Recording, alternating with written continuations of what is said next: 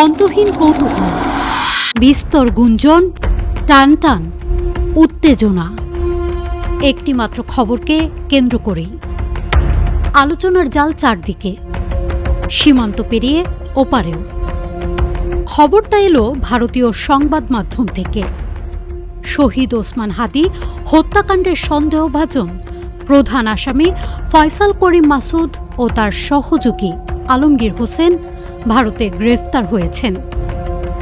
খবরটি দাবানলের মতো ছড়িয়ে পড়ে বাংলাদেশে, কারণ আলোচিত এই হত্যাকাণ্ডে বাংলাদেশের রাজনীতি নতুন এক মোড় নিয়েছিল। 12ই ডিসেম্বরের কথা। কদিন আগেই নির্বাচনের তফসিল ঘোষণা করা হয়েছে।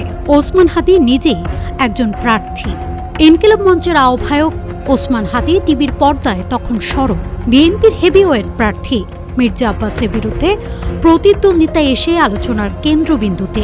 এর মধ্যেই ঘটে যায় নির্মম নিষ্ঠুর এই হত্যাকাণ্ড। রাজনীতিতে তখন ওলট পালট অবস্থা। অনেকটা অনিশ্চিত হয়ে যায় নির্বাচন। ভারত বিরোধী রাজনীতি আরও চাঙ্গা হয়। হত্যাকাণ্ডের সঙ্গে ভারতের হাত রয়েছে এমনটাও বলা হয়। ইউনূস প্রশাসন তটস্থ।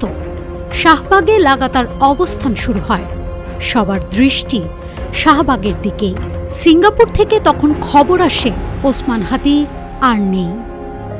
বিক্ষোভে ফেটে পড়ে জনতা।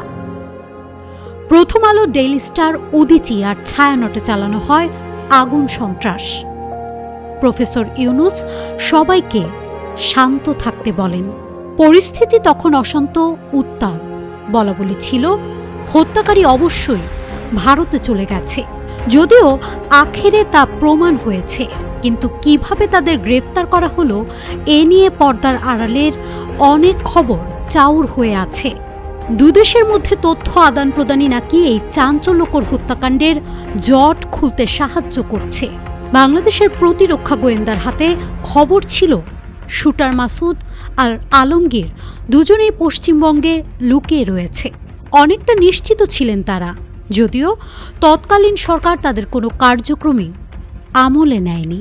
18 মাস শাসনকালে প্রতিরক্ষা গোয়েন্দাদের দেয়া কোনো তথ্য যাচাই বাছাই করা হয়নি। রাষ্ট্রীয় নিরাপত্তা যখন হুমকির মুখে, তখনও তাদের আড়ালে রাখা হয়। অবিশ্বাস আর সন্দেহ সরকার প্রধানকে মোহাচ্ছন্ন করে রেখেছিল।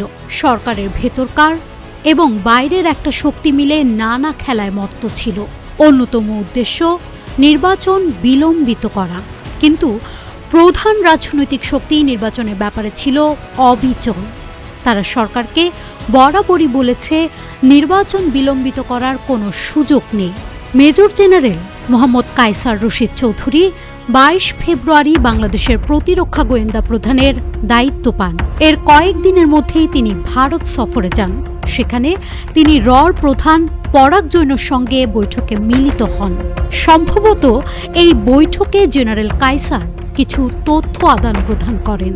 এই তথ্যের সূত্র ধরে ভারতীয় কর্তৃপক্ষ নিশ্চিত হন ওসমান হাদি হত্যাকারী পশ্চিমবঙ্গে অবস্থান করছে। এর পরপরই তাদেরকে বনগাঁ থেকে গ্রেফতার করা হয়। বাংলাদেশ ভারত বন্দি বিনিময় চুক্তির অধীনেই শুটার ফয়সাল করিম মাসুদ ও আলমগীরকে ফিরিয়ে আনা হচ্ছে। বাংলাদেশ ইতোমধ্যেই কনসুলার অ্যাক্সেস চেয়েছে। এই যখন অবস্থা, তখন ঢাকায় অনেকের ঘুম হারাম হয়ে গেছে। তদন্ত শুরু হয়েছে। হাদি হত্যার পেছনে আসলে কারা জড়িত ছিল, কারা নির্বাচনকে অনিশ্চিত করতে চেয়েছিল, ক্ষমতা দীর্ঘায়িত করার চেষ্টা করেছিল, কারা চেয়েছিল এক ঢিলে দুই পাখি মারতে। গোয়েন্দাদের অনেকেই নিশ্চিত হয়েছেন আলোচিত এই হত্যাকাণ্ড ছিল একটি বৃহত্তর খেলার অংশ। ইউনূস সরকারকে হটিয়ে এক অস্থিতিশীল পরিস্থিতির মধ্যে নতুন কোনো পরিকল্পনা ছিল তাদের। তদন্তে বের হয়ে আসবে এর পেছনে কোন শক্তি কাজ করেছে।